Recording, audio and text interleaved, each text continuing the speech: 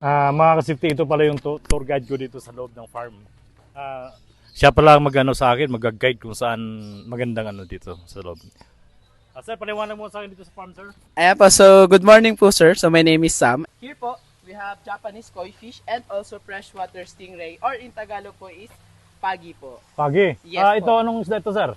Japanese koi fish po sila lahat sir. And kaya po din sila medyo malalaki is gawa po ng kanilang habitat. So kapag Okay. mas maluwag po yung habitat nila and also ay hindi po sila crowded, mas lumalaki po yung mga koi fish po natin. Ito yung mga koi. Yes sir. And madali lang po malaman yung gender nila by its color po. So kapag mas colorful is Yung male. colorful set ito. Anong ano to? Ito po is male sir. Male. Okay. Yes po. Kapag plain color lang po or isa lang po yung kanyang color, Ito yung babae. yes po, ganun po. So ito yung Mga lalaki po. ito yung lalaki. Makukulay po. Makukulay. So ito yung babae.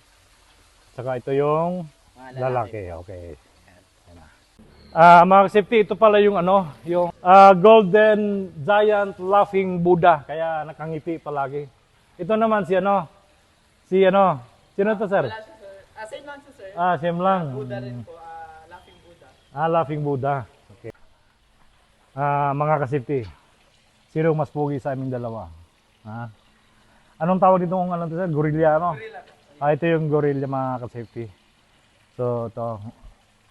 Mas gwapo pa ako sa kanya, di ba?